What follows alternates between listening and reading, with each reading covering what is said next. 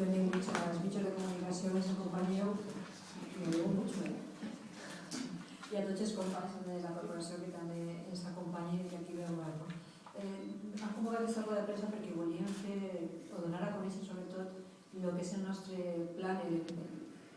nosaltres denominem Emplea. En aquest projecte d'Emplea, que és de l'àrea de foment econòmic, tenim una sèrie d'actuacions que el que volíem fer era en aquests moments que creiem que és prioritari parlar sobre fets reals i no coses virtuals i donar, d'alguna manera donar compte d'una gestió que han fet i dels resultats i de les previsions que tenim reals que ja s'estan fent i sobretot aquesta àrea que és la delegació d'empleo, que per això ens acompanya el regidor de l'àrea, però també tenim els altres regidors. Va un poc en la línia de que també recordar que en aquests pressupostos que aprovarem ara del 2013, esta partida que dedicarem a l'àrea d'empleo era la que tenia un augment d'un 71% i estàvem parlant d'aquest total de 693.763 euros. Què s'ha volgut fer en aquest plan Emplea, que sobretot per a el que seria el desenvolupament i el desenvolupament a nivell econòmic, però també en un aspecte molt important de l'enfocament de l'empleo. Així se va crear un grup de treball, i aquest grup de treball que està integrat per les persones del teixit industrial i comercial de Torrent, persones que de forma voluntària i sense rebre cap remuneració, ciutadans normals de Torrent que tenen aquesta activitat industrial i comercial han volgut, i a més també gent de la universitat i tècnics municipals també, que als quals també tinc que agrair-los aquest llavors que han fet un estudi i un treball per a iniciar el que serien aquestes línies que s'han fet en este pràcticament any i mig, però pràcticament mig any del que és l'agència d'IDEA. En aquests objectius que tenia en aquest grup de treball era aquest diagnòstic de la situació real actual a nivell de la indústria, del comerç i de les infraestructures que podem tindre relacionades amb aquesta activitat, com per ser les infraestructures de comunicacions, establir quins serien els criteris i prioritats d'acció per a treballar sobre aquestes àrees i les seues carències i fijar les estratègies d'actuació tant a curt plaç, a mig plaç com a llarg plaç. D'aquest grup, i s'està treballant ja, i està en marxa. A nivell d'indústria, nosaltres ja se va anunciar que se va ficar a disposició aquest sòl industrial i d'ús terciari disponible en la línia que també havia marcat la Generalitat i de fet en aquesta línia, en l'actualitat ja s'està redactant la que seria la primera convocatòria per a aquesta cessió d'una parcel·la de 3.500 metres quadrats. Aquesta cessió d'aquesta parcel·la, que anirà també en la línia que marca la Generalitat, per part de Torrent entenem que s'han de ficar una sèrie de criteris que són els que també s'estan elaborant, tot i que encara que no són definitius, en què siga una indústria que no siga perjudicial per al medi ambient, que fiqui en valor també el propi entramat industrial, que el seu pla d'execució s'està valorant que no siga superior a un any, de fet per a que no siga una sessió que es faci, com diguem, a fons del perdut, sinó marcant una sèrie de plaços, que el personal, diguem en aquest moment que se contracte, siga de Torrent, i quan dic de Torrent és que se demostre que és de Torrent, és a dir, i això és un poc en la línia en la que crec que al final eixirà i això hem d'intentar plasmar-ho d'alguna manera. No seria lleig que vinguera una empresa, s'instal·lara, duguera el seu personal i l'empadronara a Torrent. Crec que a millor algú pot fer aquest joc, però crec que l'Ajuntament té que salvaguardar que sigui per a persones de Torrent que estigui en una situació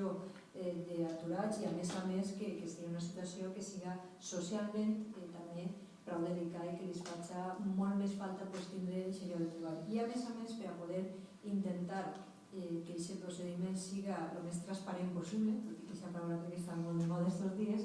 a través de l'agència d'IDEA se faria aquests processos de selecció,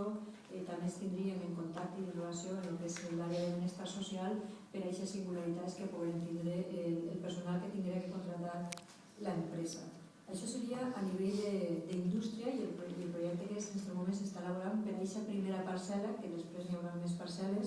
però sí que han volgut ser, provar la primera parcel·la, veure com va sorgint, què passa i de quina manera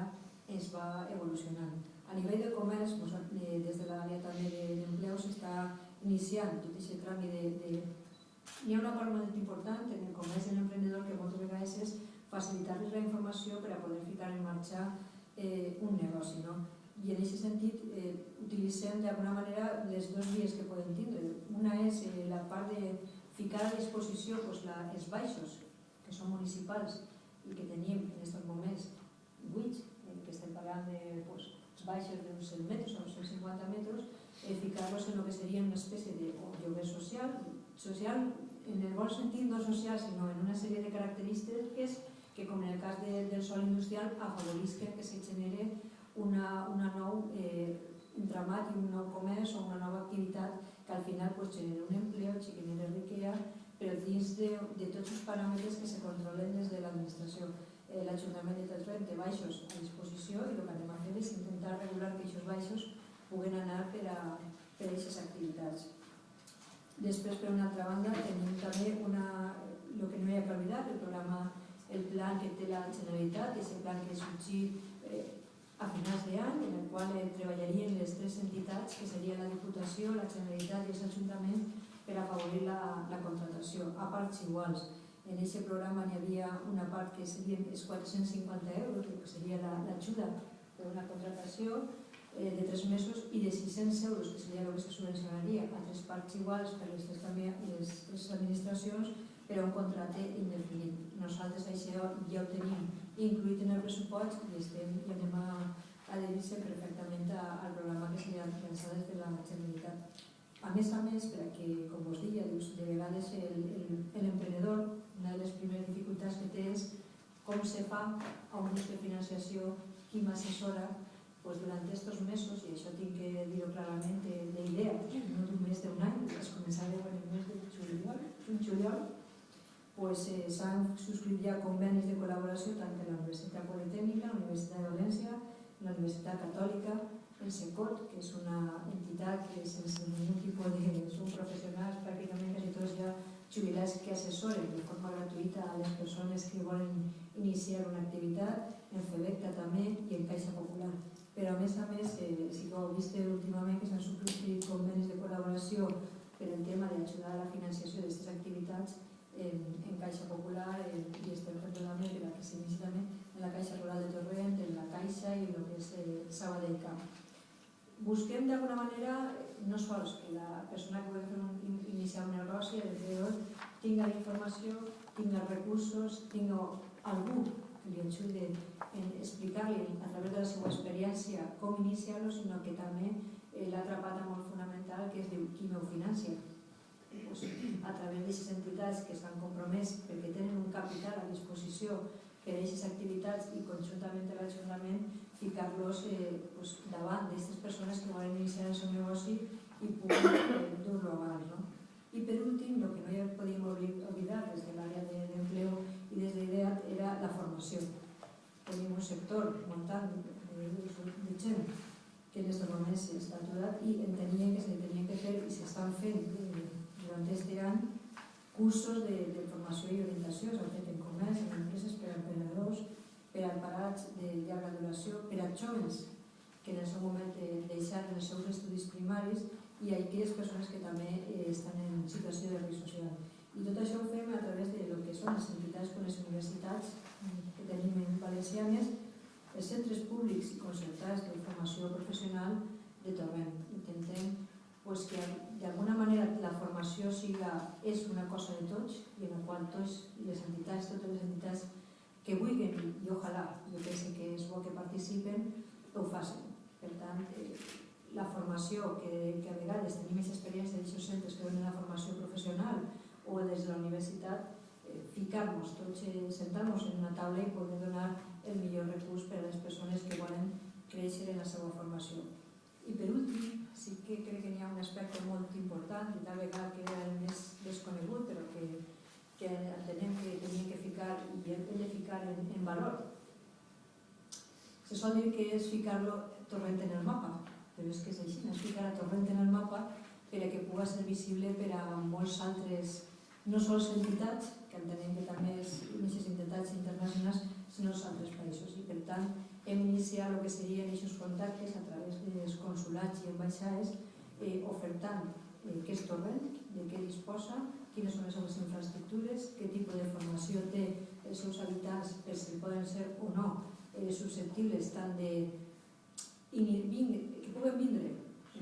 d'altres països així, a instal·lar la seva activitat, com que precisen de professionals que en aquests moments estan en torrent i que vulguin anar a desenvolupar i desenvolupar la seva activitat en un altre país. I en aquesta línia estem. De fet, de les primeres que hem tingut en aquests primers contactes s'ha vist recentment que va ser a través del Consolat de Mèxic, que estigué recentment així fa unes setmanes. Nosaltres ho fem en les dues línies. Si volen, anem, o si no, volen vindre, venen, coneixen també un poc Torrent i, com us ha dit, fiquem en el mapa a Torrent per a que siga un punt estratègic tant a nivell industrial, comercial, com de donar-li valor a tots els professionals que en una ciutat com Torrent, que tenim més de 83.000 habitants, tenim aquesta capacitat de tindre professionals de tot tipus, llicenciats, diplomats, personal d'oficis i personal de qualsevol tipus, en qualsevol indústria i activitat poden estar en el seu catàleg de personal necessari. I això és el que en aquest sentit hem volgut treballar. Ja vos dic, no és que no estem contant què és el que anem a fer, sinó que estem dient què és el que estem fent i el resultat del que en aquests poquets 7 mesos s'ha fet des d'idea i en aquest poquet d'any i mig estem desarrollant. Són objectius, com us han dit al principi, a curt, a mig i a llarg plaç. D'alguna manera, els resultats se van veient poquet a poquet i això és el que de fet esperem i desitgem que els resultats, sobretot des de llarg plaç, en el que desitjaríem que se reduïra el nombre de persones desempleades, es produïra. Però vos dic que no fem una presentació virtual, sinó una presentació real del que en aquests moments la Delegació d'Empleo i Foment Econòmic està duent a terme i que tinc que dir que tant per part del seu regidor com també per tots els tècnics i professionals que estan en ells estan treballant dia a dia perquè això es faci ara. I estan, a banda, no i són solucionats, perquè crec que a tots ens fa il·lusió el que més nos sobra, sinó en uns objectius molt clars, molt marcats per aconseguir-los i a més medir-se pràcticament al mes si aquests objectius s'estan complint, què és el que falla i què és el que hi ha que millorar.